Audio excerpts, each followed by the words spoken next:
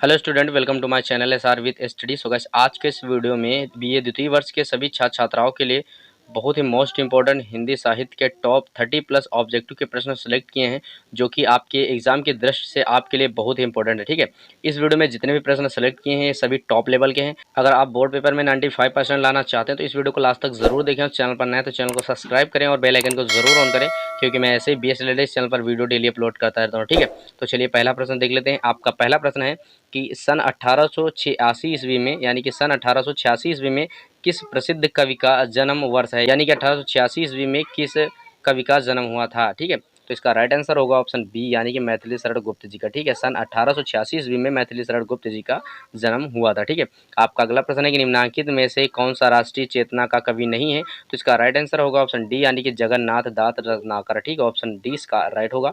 आपका अगला प्रश्न है कि युग युग तक चलती रहे कठोर कहानी रघुकुल में भी थी एक अभागिन रानी, कथन किसका है और किसके प्रति है, तो इसका राइट आंसर होगा ऑप्शन बी, यानी कि कौशल्या का कैकेयी के प्रति। ठीक है, ऑप्शन बी इसका राइट होगा।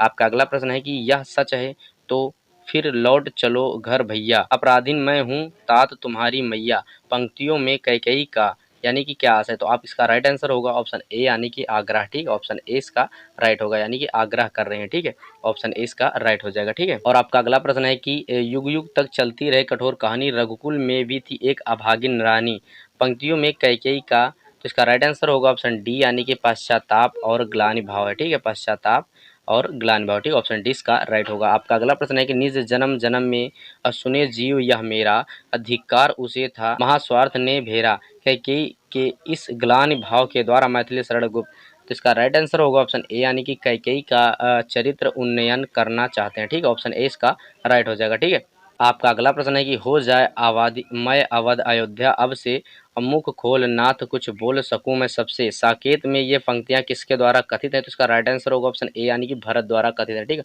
ऑप्शन ए इसका राइट हो जाएगा। ठीक है, आपका अगला प्रश्न होगा कि कौन ऐसी वस्तु है जो सदैव अधूरी रहती है, तो इसका राइट आंसर होगा ऑप्शन सी, यानी कि शिक्षा। ठीक, ऑप्शन सी इसका राइट हो जाएगा।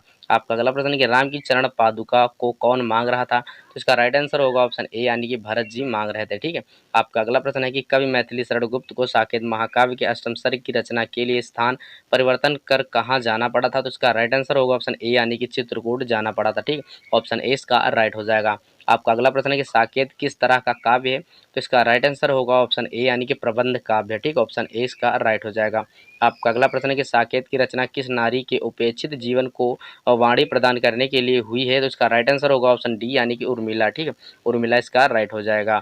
आपका अगला प्रश्न है निज सौध सदन के उटज पिता ने छाया, मेरी कुटिया में राजभवन मन भाया, किस काव्य की पंक्तियां, तो इसका राइट आंसर होगा ऑप्शन ए, यानी कि साकेत की पंक्तियां। ठीक, ऑप्शन ए इसका राइट हो जाएगा। ठीक है, आपका अगला प्रश्न है कि प्रश्न संख्या 30 की पंक्तियां किसके द्वारा कथित हैं, तो इसका राइट आंसर होगा ऑप्शन सी, यानी कि सीता द्वारा कथित है। ठीक है, आपका अगला प्रश्न है कि संदेश यहाँ मैं नहीं स्वर्ग का लाया, इस भूतल को ही स्वर्ग बनाने आया, साकेत में किसका कथन है, तो इसका राइट आंसर होगा ऑप्शन ए, यानी कि राम का। ठीक, ऑप्शन ए इसका राइट होगा। आपका अगला प्रश्न निम्नलिखित में से कौन सी रचना मैथिली शरण गुप्त की नहीं है, तो इसका राइट आंसर होगा ऑप्शन बी, यानी कि गांधी गौरव। ठीक, ऑप्शन 20 का राइट हो जाएगा। ठीक है, आपका अगला प्रश्न है कि अबला जीवन हाय तुम्हारी यह कहानी, आंचल में है दूध और आंखों में पानी, पंक्तियां किस कृत की हैं, तो इसका राइट आंसर होगा ऑप्शन बी, यानी कि यशोधरा। ठीक, ऑप्शन 20 का राइट हो जाएगा।